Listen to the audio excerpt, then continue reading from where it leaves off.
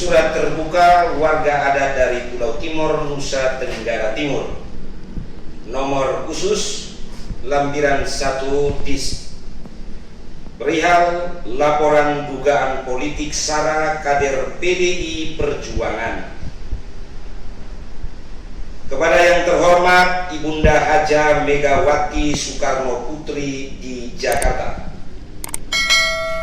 Dengan hormat, izinkanlah kami bersua dengan Ibunda meski hanya melalui goresan surat ini. Adalah fakta yang tak terbantahkan bahwa Provinsi Nusa Tenggara Timur saat ini tercatat sebagai laboratorium kebinekaan Nusantara. Disebut juga Indonesia Mini. Hidup beraneka suku, bahasa, adat istiadat, agama, dan golongan. Damai dan penuh kekeluargaan. Ciri khas bangsa Indonesia yang harus dirawat, dipertahankan, dan dilestarikan. Para leluhur menjadikannya sebagai modal untuk membangun bangsa ini menjadi sebuah bangsa yang besar. Warisan kebudayaan yang berasal dari masa-masa kerajaan dahulu ini tetap lestari dan berakar kuat di masyarakat Nusa Tenggara Timur. Dasar ini pula para pendiri negara sepakat untuk menggunakan Bhinneka Tunggal Ika, berbeda-beda tapi satu jua, sebagai semboyan bangsa. Semua bersatu memperjuangkan kemerdekaan Indonesia. Indonesia beruntung telah memiliki falsafah Bhinneka Tunggal Ika sejak dahulu ketika negara-negara Barat masih mulai memperhatikan tentang konsep keberagaman. Indonesia merupakan negara yang sangat kaya akan keberagaman. Namun, kini Nusa Tenggara Timur terluka. Rakyat prihatin. Semboyan Bhinneka Tunggal Ika itu seakan mulai sirna, terkikis dari nubani. Predikat Nusa Tenggara Timur sebagai oase kebinekaan kini tercemar. Terbaru, oknum Ketua DPRD Kota Kupang yang adalah kader PDI Perjuangan YL diduga tidak santun dalam membuat pernyataan publik. Pernyataan yang diviralkan melalui video itu mendikotomikan suku dan agama untuk tujuan politik yang tidak populer. Bahkan dengan lantang dan tegas sang kader meminta media menulisnya. Tersirat, sang kader secara sadar dengan tahu dan mau melakukannya, mencoreng martabat rakyat Nusa Tenggara Timur. Warga Floba Morata pun resah, terutama ketika seorang kader PDI Perjuangan, pejabat publik, tokoh panutan yang sudah dibesarkan dalam paham kebangsaan, kebinekaan, serta memiliki integritas sejati sebagai patriot partai, telah sengaja merusak sistem dan tatanan nilai budaya yang dijunjung tinggi oleh aneka suku di Nusa Tenggara Timur sebagai falsafah bernegara dan berbangsa.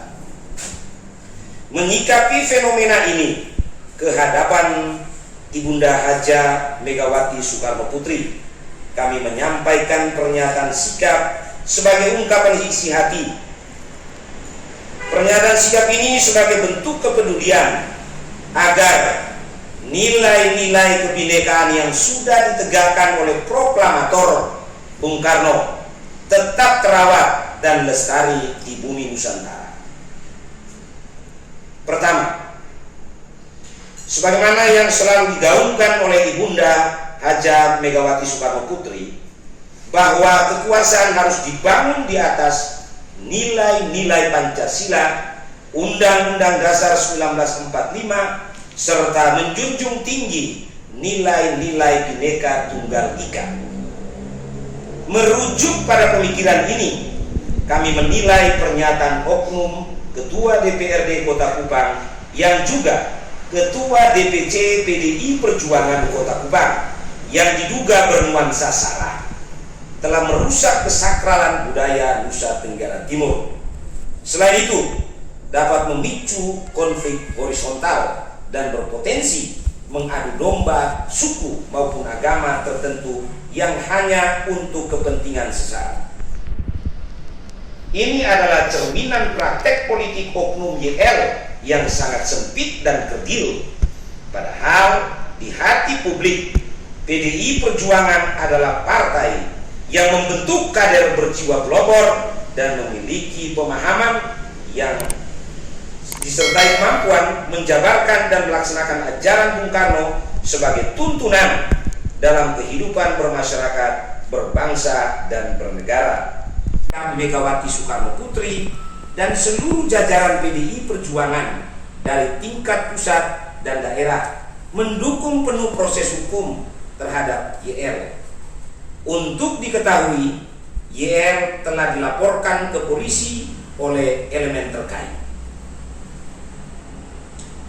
Proses hukum dilakukan agar YL dan kader PDI Perjuangan lainnya bertindak santun dan menjaga tata krama dalam menjalankan peran dan fungsinya yang diemban, tidak membelok dari ideologi partai.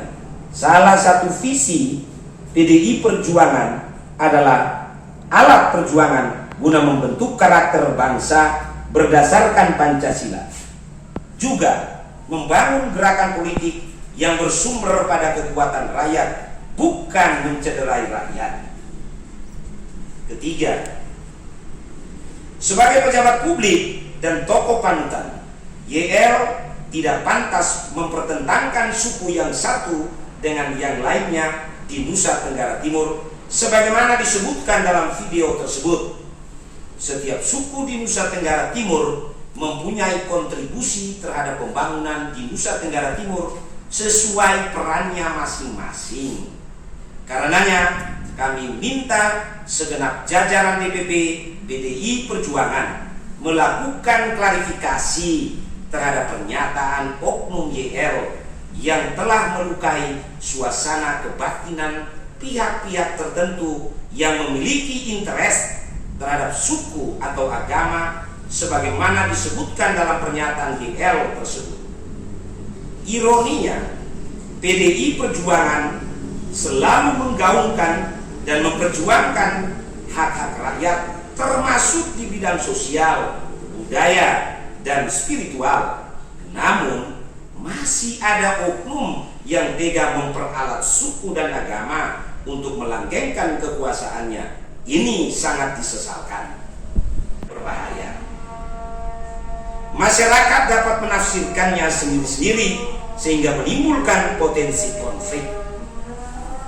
Kota Kupang sepertinya tidak bertuan, ibarat kapal tanpa nahkoda.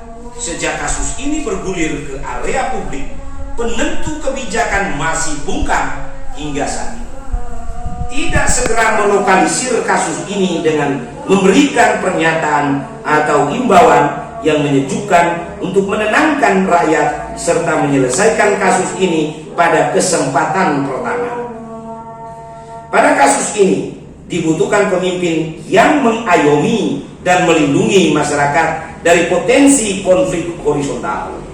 Muaranya agar masyarakat Kota Kupang tidak dikotak-kotakan berdasarkan suku dan agama serta identitas lainnya. Peran ini tidak dimainkan secara maksimal oleh penentu kebijakan kita. Silakan masyarakat menilainya. Kelima, sebagai masyarakat awam dan budaya yang bersimpati pada perjuangan PDI Perjuangan, kami turut prihatin jika kemudian hari perjuangan Partai Wong Cilik ini mulai ditinggalkan rakyat Nusa Tenggara Timur karena ulah satu oknum saja. Demikian pernyataan sikap kami. Besar harapan sebagai partai yang menjunjung tinggi keberagaman, Pancasila, Undang-Undang Dasar 1945, Bhinneka Tunggal Ika, serta menjaga keutuhan Negara Kesatuan Republik Indonesia, Ibunda Haja Megawati Soekarno Putri menanggapi dan mengambil sikap tegas terhadap oknum GL.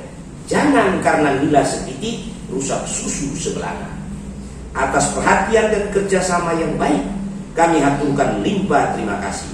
Semoga Tuhan memberkati Ibunda Haja Megawati Soekarno Putri dan seluruh keluarga besar PDI Perjuangan. Kupang, 17 Juni 2021. Mewakili suku terkait di seantero Pulau Timor, Yosef Arianto Lurodi, Meonaik Teflopo, Anbipah Timor.